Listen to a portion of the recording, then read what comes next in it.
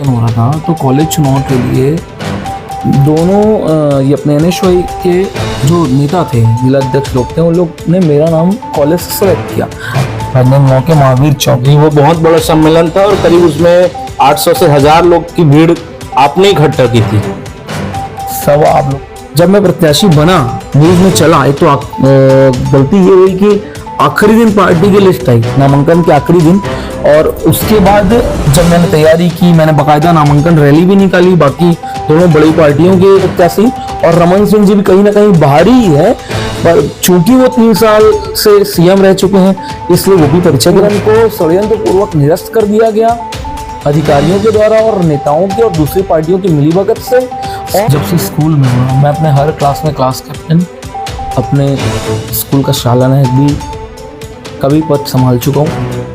फिर मेरे अंदर लीडरशिप शुरू से, और मैंने हमेशा दूसरों की आवाज़ उठाई है, इसलिए शायद कोइंसिडेंटली हम यहाँ आ गए पॉलिटिक्स में। वहाँ पर बन के मैं क्या कर सकता हूँ जो लोगों से अलग हो जी। अगर वो गिनाना शुरू करूँगा ना तो बाकी लोगों को तो फिर उसका हर्जाना भरना चाहिए जितने वहाँ।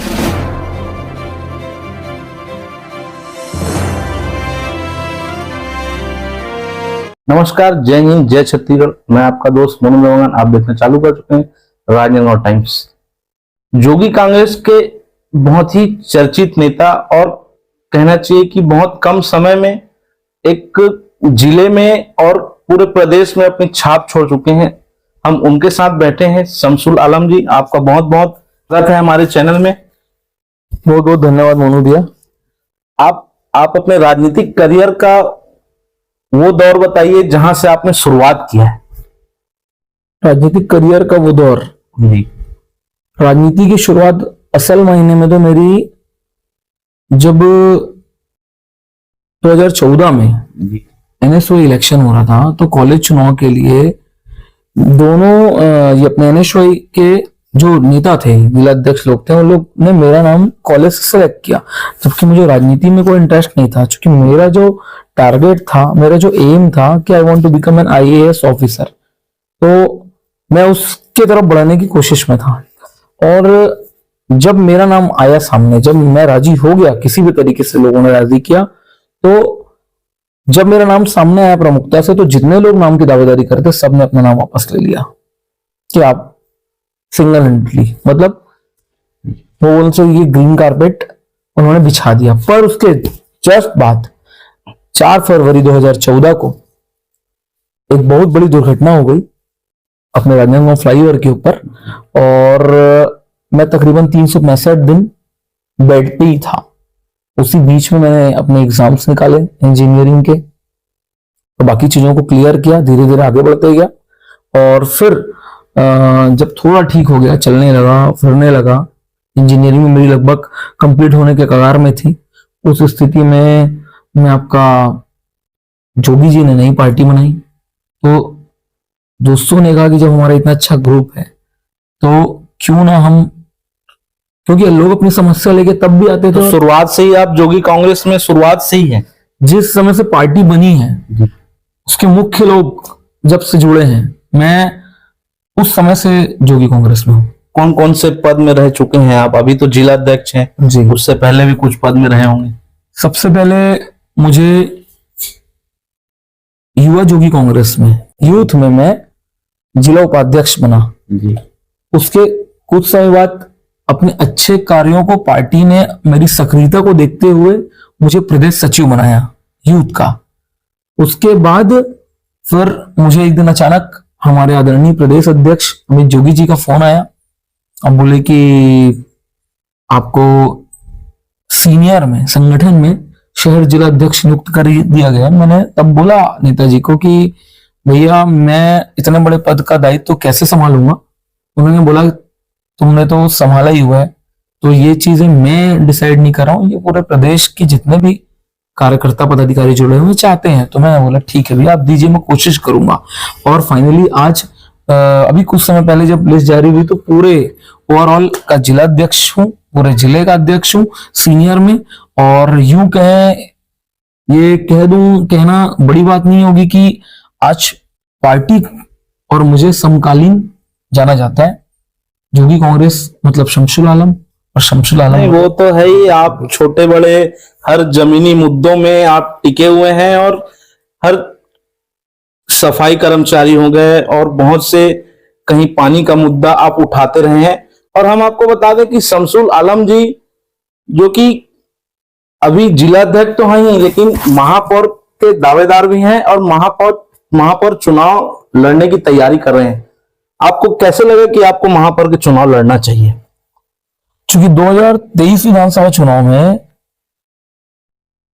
मुझे विधानसभा प्रत्याशी बनाया गया था। एक तो मैं सोच रहा था ऐसा कि अगर मैं प्रत्याशी बना, पहले तो प्रत्याशी पार्टी ने बनाया, उसके पहले एक कार्यकर्ता सम्मेलन हुआ था राजनांदगांव के महावीर चौक। जी, वो बहुत बड़ा सम्मेलन था और करीब उसमें 800 से 1000 लोग की भीड़ आपने इकट्ठा की थी। सब आप लोगों का आशीर्वाद प्यार था और जनता का समर्थन था कि लोग खुल के आए, तुम्हारा है तो हम क्यों ना रहे।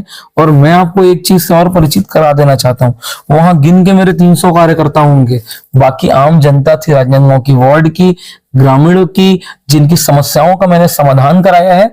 और अपनी मर्जी से वो आए थे, उन्हें फोर्सफुली मैंने नहीं बुलाया था, वो अपनी मर्जी से आए थे।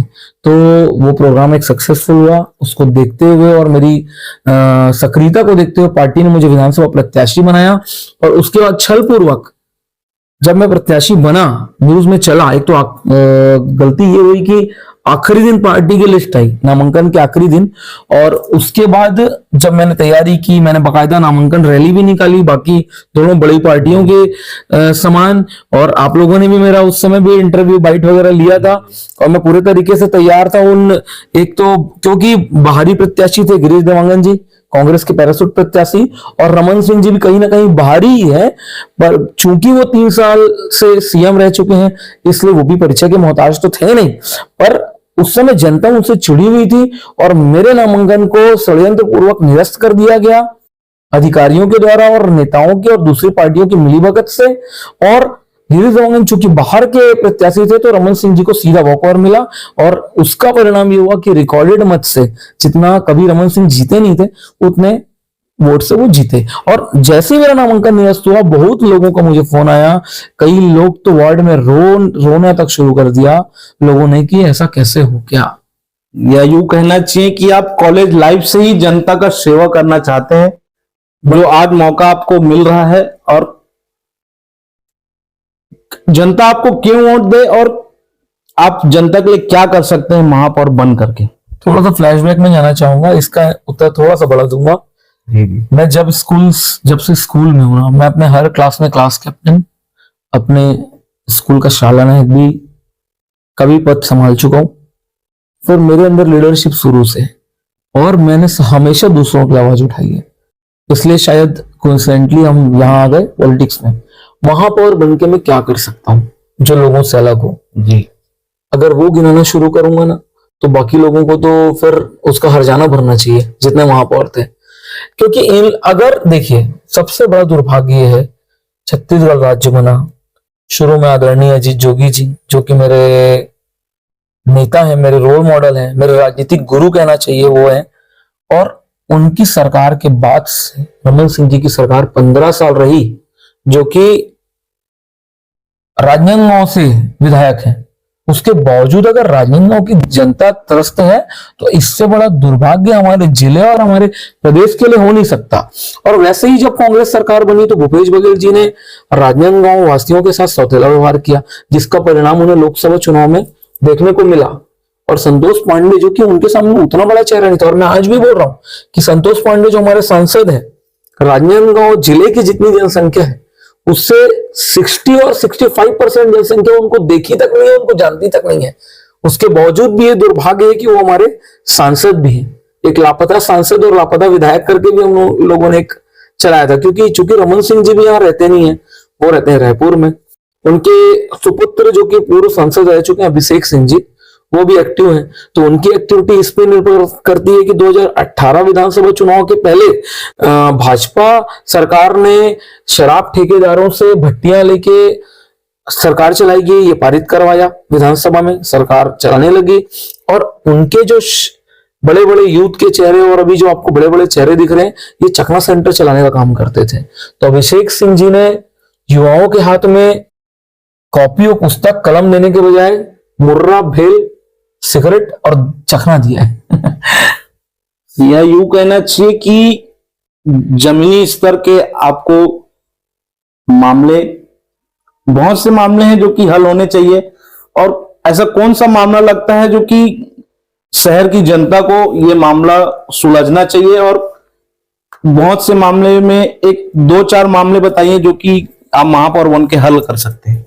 सबसे पहले तो जो वार्डवासी लंबे समय से जी रह रहे हैं अपनी जगह पे, उस जगह को उनको पट्टा, अगर मैं महापौर बनता हूं, ऊपर पार्टी सपोर्ट करती है तो, और मैं महापौर बनता हूं, पार्टी सपोर्ट करे ना करे, ऊपर से कोई सपोर्ट मिले ना मिले, प्रशासन से उन लोगों को पट्टा दिलवाने का मैं काम करूंगा। ऐसे बहुत से लोग हैं। दूसरा, जो टैक्स है, अभी एक बहुत गंभीर समस्या है जो शायद आप लोग तक पहुंची नहीं होगी। अलग अलग व्यक्ति का अलग अलग टैक्स है। ये टैक्स से राहत, और सबसे इंपॉर्टेंट कि अगर मैं महापौर बनता हूं तो सबसे इजी टू अवेलेबल जनता के लिए आधी रात को 24 घंटे 24x7, मैं आज भी महापौर भी नहीं हूं और किसी पद में भी नहीं हूं, तो भी 24x7 खड़े होके मैंने काम को किया है। जनता ने देखा है, जनता जानती है। और आपको एक चीज बताते हुए मुझे बिल्कुल भी संकोच नहीं होगा कि जो भाजपा और कांग्रेस के बड़े बड़े पद के अध्यक्षों और वहां के सम्मानित पद में रहे हुए नेताओं के साथ घूम रहे, वो भी अपना काम करवाने के लिए मुझे कॉल करके अपना काम करवाए हैं। अभी एक बड़ी खबर सुनने में आई है कि जोगी कांग्रेस, जिससे आप चुनाव लड़ने वाले हैं, वो कांग्रेस में कहीं ना कहीं विलुप्त होने वाली है या मर्ज होने वाली है। जी जी जी, विलुप्त शब्द थोड़ा अलग हो जाएगा, उसको विलय बोल सकते हैं। विलुप्त मतलब खत्म, और विलय मतलब मर्ज। मर्ज ठीक बात है। तो दूसरी चीज मैं आपको कहूंगा कि हाँ, ये लेटर तो अब औपचारिक जारी हो गया, तो इस चीज को मैं डिनाई तो करूंगा नहीं, पर हमारे पार्टी के ज्यादातर जो सक्रिय कार्यकर्ता हैं मेरी तरह, वो लोग नहीं जाना चाहते बीजेपी और कांग्रेस, क्योंकि हमारी लड़ाई तो जनता के लिए शुरू हुई थी।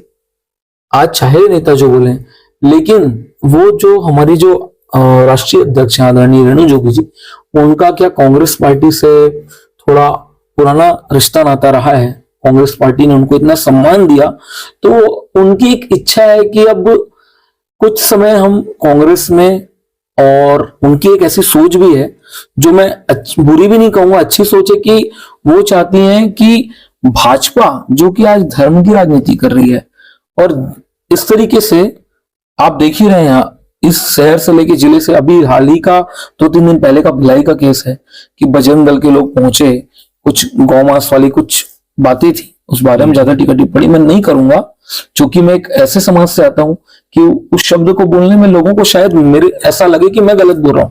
पर बजरंग दल के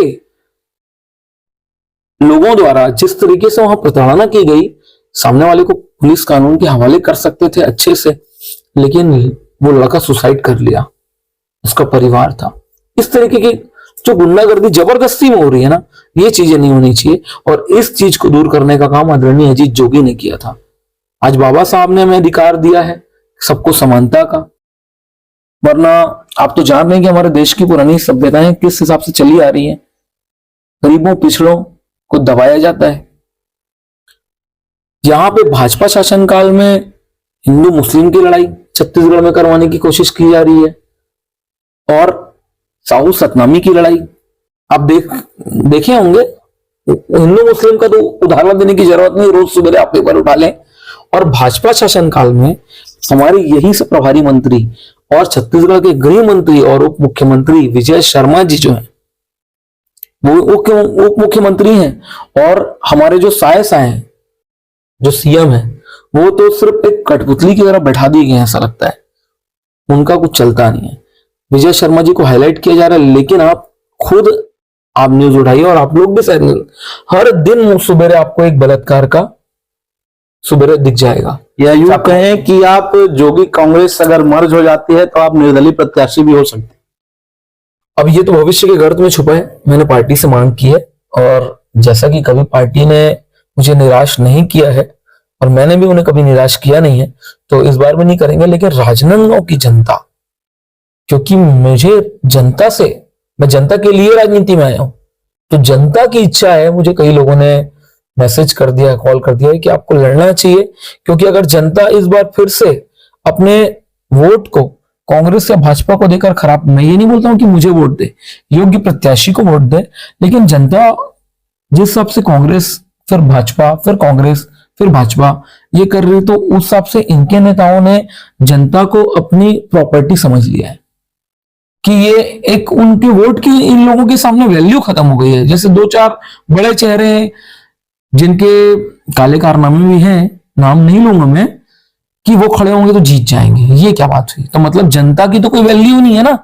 ईवीएम का, पहले ही ईवीएम के ऊपर प्रश्न उठते रहते हैं, आप तो जान रहे हैं। तो और सबसे बड़ी चीज देखिए, भाजपा और कांग्रेस ने कैसे लूटा है, ये भी आपको एक लाइन में एक्सप्लेन कर रहा हूं। हसदेव आज पूरा अडानी के अंडर में, कोयला, हमारा पूरा जंगल, छत्तीसगढ़ की जो सुंदरता है, छत्तीसगढ़ में जो एक नेचर है, कोविड के समय छत्तीसगढ़ के लोग बहुत ज्यादा सुरक्षित थे बाकी प्रदेश के मामले में, इन वृक्षों के कारण आज उनको काटा जा रहा है, कोई वैल्यू नहीं है। कांग्रेस के नेताओं के ऊपर शराब घोटाला, रोज एक नया नेता अंदर हो जाता है। लखमा जी अंदर हो गए, एक तो उनके खास हैं, आपके चैनल से बोलना चाहूंगा, हमारे राजनांदगांव से, जिनका मैं घोर विरोधी रहा हूं, जिनके द्वारा कहा जाता था कि एक ट्रक दारू भी अगर कोई पकड़ ले कांग्रेस शासन काल में, आबकारी की वालों की किसी की औकात नहीं, कोई कार्रवाई करके दिखा दे। और उनके खिलाफ मैंने क्या प्रदर्शन किया था, इससे मुझे अपने मुंह से बोलने की जरूरत नहीं है, आप सब मेरे बड़े भाई लोग साक्ष्य हैं इस बात की। और आज देखिए उनके नेता भी अंदर चले गए, कहीं ना कहीं इनके ऊपर भी गाज गिर सकती कभी भी।